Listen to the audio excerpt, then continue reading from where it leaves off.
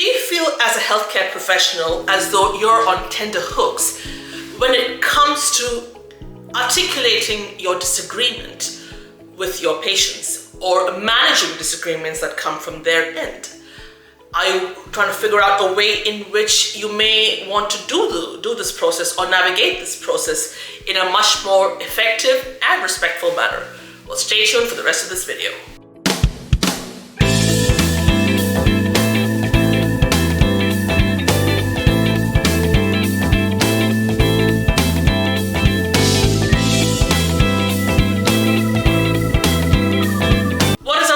Shweta, the founder of Healthy Dynamics. We are a coaching practice, and this YouTube channel I post weekly videos that cover strategies that are related to communicating effectively in the space of healthcare professionals who work closely with patients who want to improve their communication skills in order to effectively stand out as in the workplace as a person of excellence, and most of all, to build better relationships with their patients. Now, if you remember from our video from last week, we covered some of the basics of the reasons why we as healthcare professionals can end up in situations of disagreements with our patients, and the reasons why we may hesitate to express those disagreements. So if you haven't checked out that video, I'll leave a link just on top over here, and that will just give you a little picture of what we covered last week.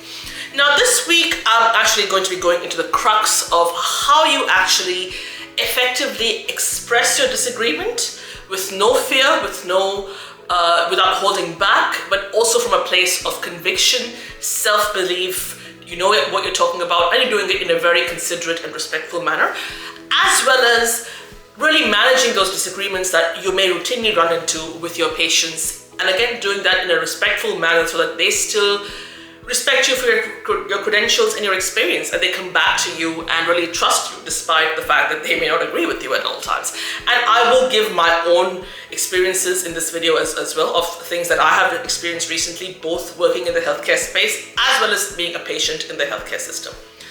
So this video really comes under the broad umbrella of conflict management. Now, conflict management is a really broad concept and can apply to any area of life, professionally or personally. Now, this is one video that I am focusing on, and I'm just focusing on one particular aspect of conflict management. I will subsequently be posting more videos as I deem appropriate in the space of conflict management. But for the time being, I'm just going to wrap up the concept of disagreements in the workplace as a healthcare professional with your patients under the broad umbrella of conflict management, and in this specific video, how to effectively and respectfully express those disagreements and manage those disagreements with your patients. So let's get straight into it. The number one golden rule that applies not just in the healthcare space, but anywhere really, is to not take anything your patient says personally. Now, that is easier said than done, and even though I really talk about on this channel how you should be respectful of your patients, you have to be considerate, you have to hear them out, at the same time, we all admit patients can be rude and feral. Okay, I've experienced it many times in my job as a healthcare professional, but the number one thing that you have to realize is whether it's a disagreement or anything that a patient says is not a reflection on you. It is something that they are battling with internally, that they are not able to articulate in a better way, so to speak. So I'll give you a very recent example of this. I was on the phone, as I always am in my job as in the radiology space, and I got talking to this patient on Friday who was quite irate because she was obviously, like in any other contact center, she was being passed down from one department to the other, and every time she had to tell the story all over again, she was urgently looking for a appointment. So she sort of took it out on me, and she did apologize at some point towards the end of the call that she was quite apologetic of how she spoke to me. But at the same time, during that entire conversation, I remained quite calm, and I sort of told myself that this is not because she has anything against me, it's because of the experience that she has gone through, being, sort of like a pass in the parcel sort of experience, going from one person to the other, which we've all gone through whenever we have been in contact, in a contact center space. So I was able to resolve the problem for her in an immediate manner, and she was very thankful and apologetic at the same time. But then again, it's very important that not only from this example, but even when you're having disagreements with your patients and they say, oh, I don't really like what you're saying, I don't agree with this, or they may say something derogatory about you. Just don't take it personally. It is not because they really have anything negative about you per se. It's just because it's something that they are battling with internally and they just don't know how to articulate it. So that's number one. Number two, I would say, is that use phrases when you're speaking to patients that are assertive, tactful, yet respectful. So instead of using you or something else, always put the onus on yourself, that I believe, I think, things along those lines. So this not only shows that you are not blaming other people, you are also taking responsibility and accountability of what exactly you are communicating to the patient. Now, I have a long list of phrases which I feel that you can use when you're expressing your disagreement, and I will leave them in the speech bubbles in the screen over here. So make sure that you take a screenshot and just have it handy for you next time you're in consultation with a patient, and just put it in your little tool belt, and it might just really go a long way in thinking about, okay, this is what I should actually be doing. So if you remember the very famous Friends episode of Ross and Chandler, it was so in season 10, they have this phrase, a very classic phrase called, I respectfully disagree.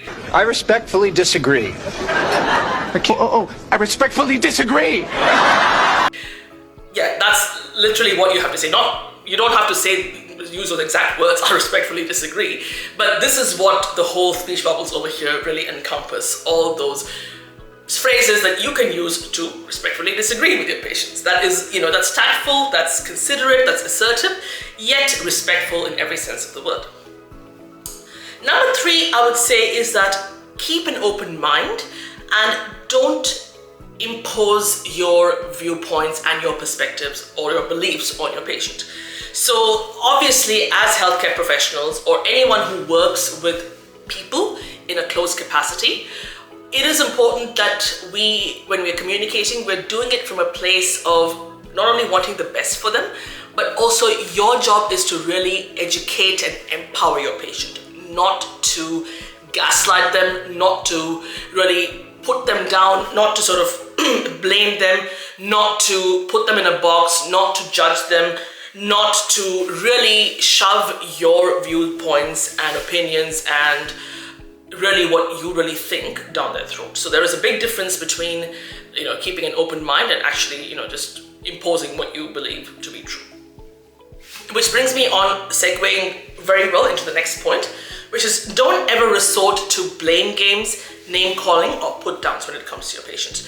So the very second point when I mentioned where you always have to use the phrase, I believe, I think, I don't quite agree, whatever it may be, always use I. Never say, I don't think, what you're saying is not true, or this is stupid, this is rubbish, this is, you're being whatever negative adjective you can think of. No, please don't do that. So that again goes really against everything that I talk about on this channel and on a general basis as well, that we have to be respectful of our patients. And so obviously name calling, anything like put downs or blame games, everything like that is a big no-no, so please don't do that. The next thing I would advise you is to back your arguments always with concrete evidence and experience.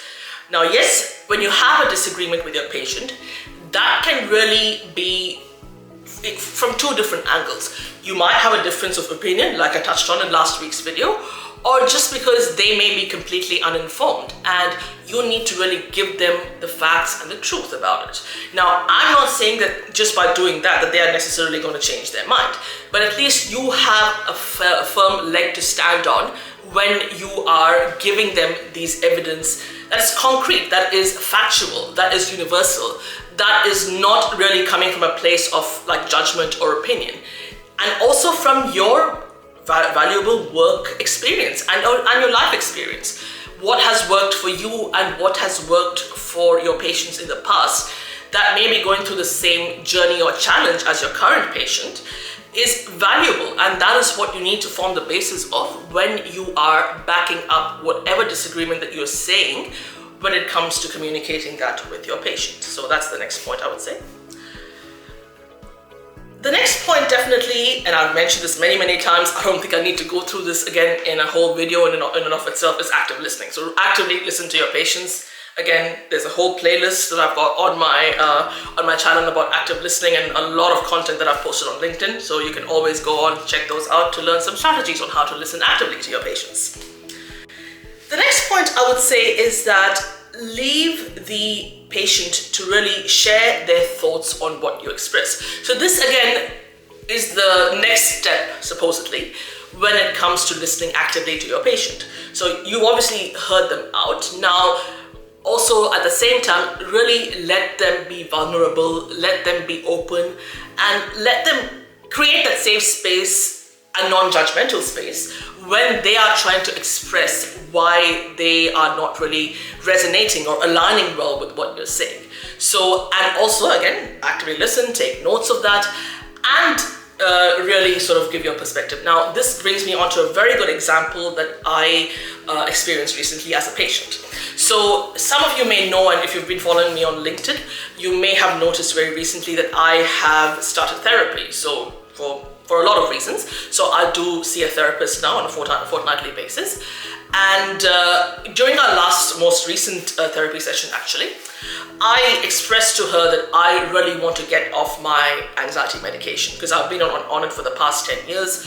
And I think that I'm in a good place now where I don't really want to use it as a crutch or depend on it or really let that rule me or really, I guess, make that, use that as a band-aid or a quick fix. And I sort of gave my reasons why I feel that it's about time that I rely less on it now. Now, obviously being a therapist, she's not a psychiatrist, she's not a doctor, but she's a therapist. And I told her that this is where my mum, who's a doctor, and my GP also, they really disagreed with me. And so did my psychiatrist when I was working with him back in the day. And all their point just came down, their narrative was the same. You will go have another mental breakdown if you get off it suddenly. And that may be true, that may not be true. I've said to them that even if I continue this medication, it's not going to necessarily stop me from having a mental breakdown. And I feel that it's just being used as a band-aid instead of coming up with something really long-term and concrete that is going to really keep me on the straight and narrow and manage my anxiety better.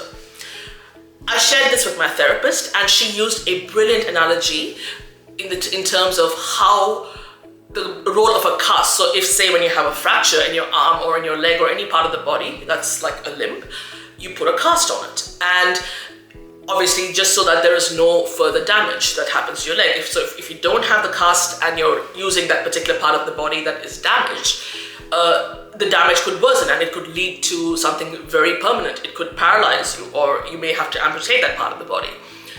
And when there is obviously therapy, physiotherapy, anything like that, any sort of therapy and treatment, that cast is removed on a periodic and gradual basis. So it's not removed immediately, it's removed on a periodic and gradual basis. My medication, she drew that analogy in a beautiful way, that my experience of anti-anxiety medication is exactly the same, that you have to taper it off in a gradual manner. And I'm obviously getting her help in terms of managing my anxiety and for many other reasons. That's why I am in therapy. But that is what she really advised, that you should taper off this in a very sort of systematic, gradual, and sort of like a concordant kind of manner, not just, not going cold turkey. So see the perspective that is so different about how my GP or my psychiatrist or my mum communicates this versus how she communicates it. That resonated with me very well, and I completely agree with that. So just changing those words and phrases, even though it's much more long-winded when you're having the conversation with your therapist about it, it makes such a difference, and they can really see where you're coming from. And I felt that she explained that in such a brilliant way. We could really apply principles of that when it comes to speaking to our patients as well as healthcare professionals. The next point I would say is really encourage them to get a second opinion from reliable sources. So not on Google, Wikipedia, WebMD, Mayo Clinic, or whatever you call those things.